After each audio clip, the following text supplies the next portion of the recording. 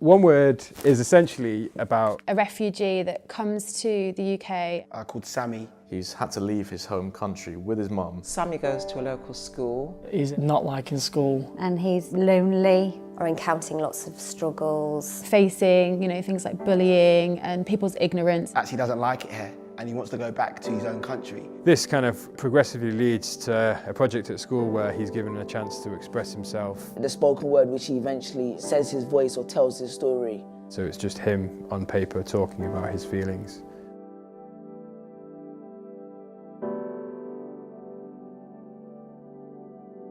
The idea came about in stages. It was first, I had an idea to showcase how the arts and creative subjects have an influence on children and students in a way that maybe the conventional subjects don't, in allowing them to express themselves, dealing with their feelings and emotions. Just basically highlighting how art has a place in education. So I did some kind of various different bits of research into which one I would prefer and came up with the idea of spoken word. So using a boy using spoken word at the end to kind of express his feelings that he probably wouldn't be able to do normally because he's had such a kind of trauma. I got involved, or Sully got involved, or I got involved with Sully, as all keen researchers do.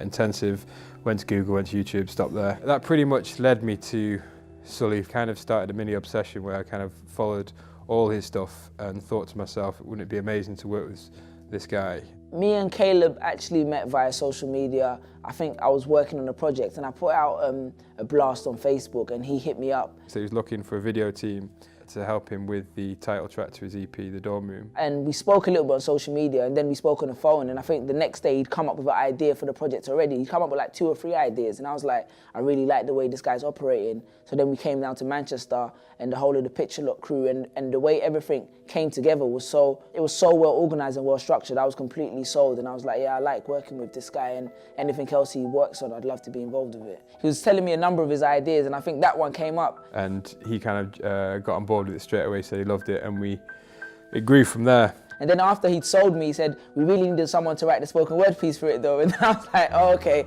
I like your pitch. The thought process for me, I really had to internally kind of remember what it's like being an outcast to an extent. You know, when you're young, you have a lot of ideas that you don't want to share with everyone else because you may feel you're a bit shy or you're a bit embarrassed. So I had to go back to every single one of those ideas and channel that kind of spirit of wanting to express them and what I would have said and how I would have said it. I suppose the main obstacle for casting was Sammy. Well, for whatever reason, a lot of the talent was in London. The first person that walked through the door was Josh. It was quite intense, the audition, because it was in this big room and even the table for the audition was really at the end of the wall, so I had to walk all the way, so I was there walking all the way to the end of the room. He prepared for the role. He was asking questions that no other actors were. He wanted to know more about the background of Sammy. As an actor going into an audition, you need to be prepared for changes. Things may change. The way you rehearsed it may be different. So I was always open to that, and he made me feel relaxed, A kid that survived all this stuff, and 3 little posh English kids, essentially compared to him, trying to bully him, whether it's being racist or not, and if he snapped. Yeah. And that's what I want you to play him as, this guy that's keeping everything bottled up. In England, you fight in school. In my country, we fight to learn. The biggest concern then was finding a mother for him. This was the first time actually that once I saw Nicola, I think I cancelled a few people because I just thought that she was perfect for it. Bonjour fils, comment s'est passée ta journée? Que vous avez appris beaucoup de nouvelles choses? In English, mother, you must practice. School's okay. Okay. I was so happy to get the role. And I think also when you believe in a project and when you really identify with the characters in the story, it makes your experience even more richer. Kathy was an important role for me because her character represents something for me that's basically saying that we're not attacking the teachers or the schools. They've tried their hardest, and that maybe conventional methods don't always work. I wanted to find somebody that could portray a multitude of things, somebody who was caring, emotional. I've worked with troubled teenage boys in the past, and I just used the experiences of working with them, really. Tracy's audition was very funny and surprising. When she walked in, she was a very kind of humble, nice, polite woman, had read everything, was enthusiastic and kind of got it, and I instantly thought she's not going to be right because she's too nice and too polite, and she just didn't convince me that she was an alcoholic. And then she said, "Do you mind if I go outside for a minute?" And I thought, yeah, fine. And then she started yelling at the top of her voice in the corridor for about 5 minutes.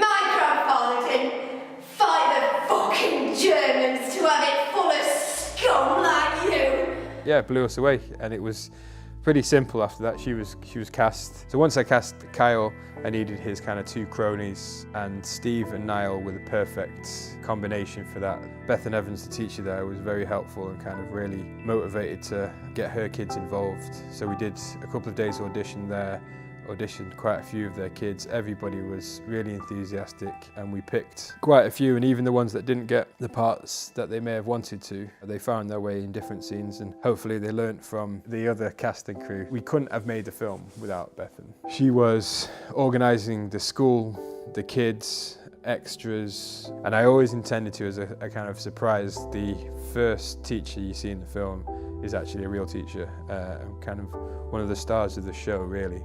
A rehearsal day is a luxury. Gives you a really useful foundation and structure to how you're going to play those roles. So I met my mum, the bond was there straight away. She was comfortable, I was comfortable, we went for it. He's not far off the age of my own son. She would talk to me, and I actually feel like she was my mother, and she believed it, I believed it. I mean, he really got into the skin of Sammy. Caleb is a fabulous director. He proper broke it down and said, look, this is this, this is that, and it proper opened up my mind. He doesn't dictate how you are supposed to say things, and believe it or not, there are directors out there who do.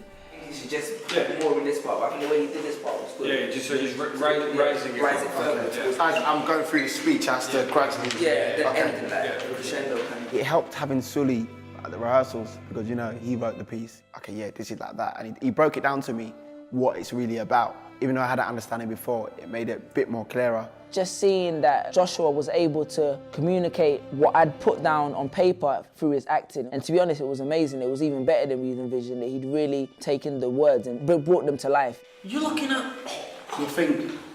Good. Do you ever say anything more than one word? Yes. Fucking one word. That's where I met Niall and Stephen, who were the two bullies I was working with, and I met Josh as well.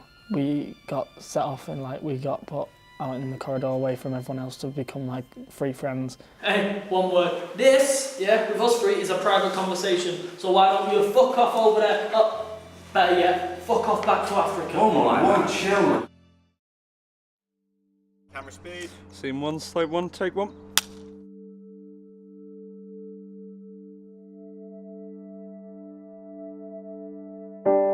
Action, Josh.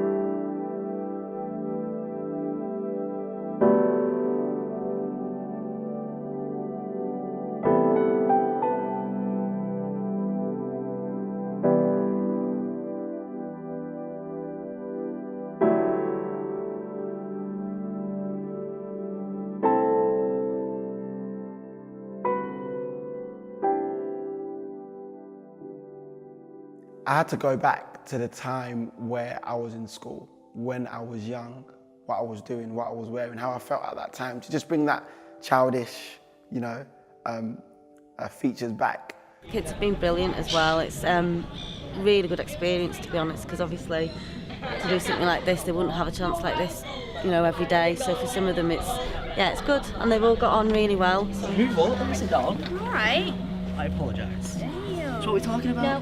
No, So are you? just discussing music tastes.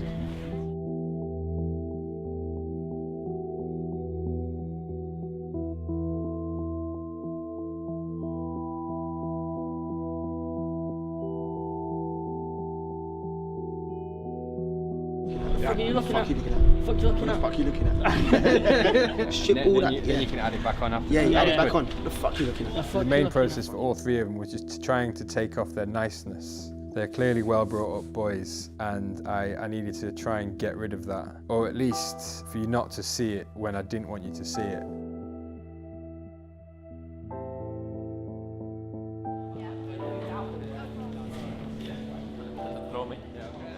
The end sequence in the auditorium was a particularly complicated scene to shoot. So to begin with, we actually filmed all the extras first and all our supporting cast. Kind of like a really complicated jigsaw puzzle, trying to take all of these really complex pieces and slot them together so you ended up eventually with a finished picture. We're not going to start with the close-up. We're going to start with all the other shots and leave the close-up to last. We had so many sort of principal cast, and then we had extras. Obviously for the shots of Josh on his own, we didn't need the extras. We did a lot of long takes with Josh doing his performance so we could get a genuine reaction from the crowd, from the extras. He did his performance about 300 times. Amazingly, was making people cry. Tried to get all these tears out, all these tears on all the different kind of shots and on everyone's POVs. He gave it 110% and went for it completely. I don't think anyone was quite prepared for the emotion that Josh was going to give to everyone. I think everyone felt it on the day. It was so draining, and I think it's where, I got stretched as an actor because I was physically drained. And then everyone left, and it was time for his close-up. We were running out of time. We'd already gone over about half an hour on the schedule. And I was actually getting emotional for real, but it wasn't showing. Just be on me, then when I'm ready to go for it. Yeah. I'll close my eyes when I'm ready, I'll open it. Okay. Whenever you're ready, Josh, you go for it.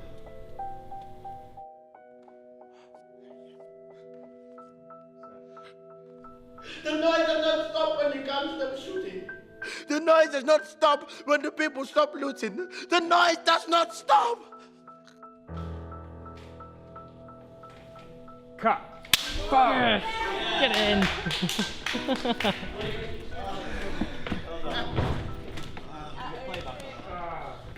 Got there.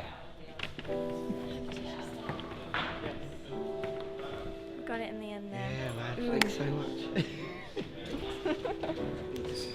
Guys, blank in my mind. I start thinking of other stuff. Yeah. Camera, yeah.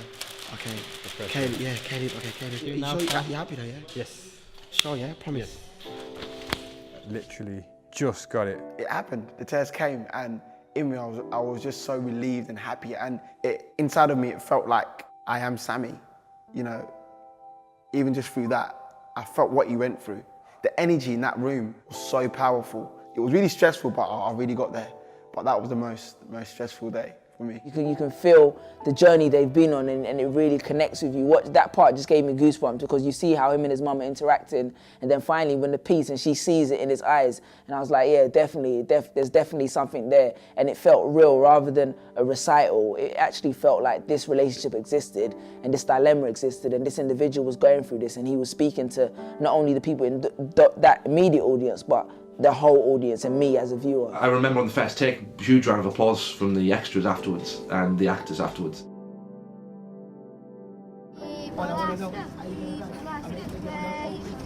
Where you come from, who you are, so we tell them, so we tell them. We're the Manchester. Day 6 on Picture Lock Productions. We're shooting on a bus today. Sammy gets accosted by a racist woman on the bus, and that was inspired by something you'd seen, I think, on YouTube. Wasn't it? Unfortunately, true events.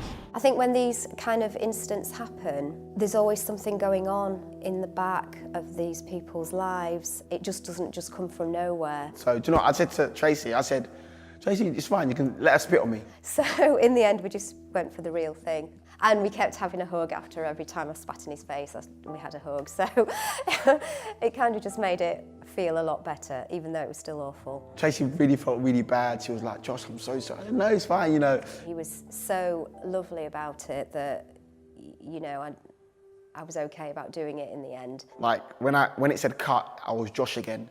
And it was in my mind, I was like, ugh, disgusting. Oh, just get me a wipe. The makeup people, get me a wipe. But when I went back in the role, you know, I was angry. She spat on Sammy, she spat on me, you know. So yeah, I just had to deal with it. It's part of the job. I was given an opportunity to meet a music composer, Steve Pycroft. He was recommended to me by a friend of ours. I was quite passionate about using live musicians, and I wanted a real violin player, a real cello player to come in and add their human emotion to the music that I'd written. He's done an amazing job, and it's just something that I think really adds to the film.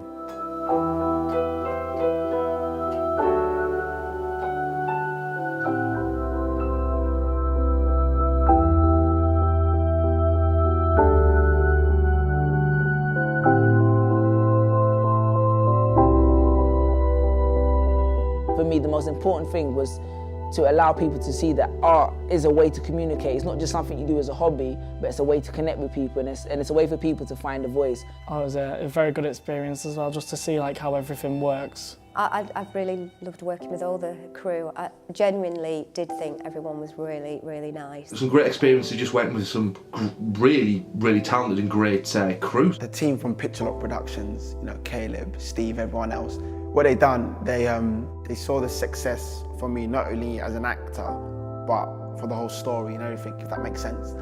And the way they were, it was different. It was a different feel that I've never felt before on set. We all established some sort of family form.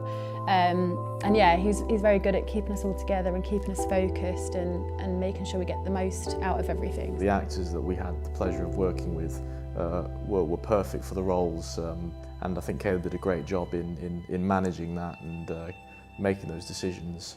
If somebody's coming from a bad situation, take time to either get to know them, or if you've not got time to do that for whatever reason, just don't be nasty. They've probably seen and been through things that you'll never ever even have nightmares touching on. Being a bit more understanding to people in these situations, and maybe to put a name or a face on people's opinions. It's very easy to have an opinion about immigration or refugees and asylum seekers because you put no name or no face to it. Hopefully this film, although fiction, can do that in some way for people to maybe think twice before forming an opinion based on no research and no human story.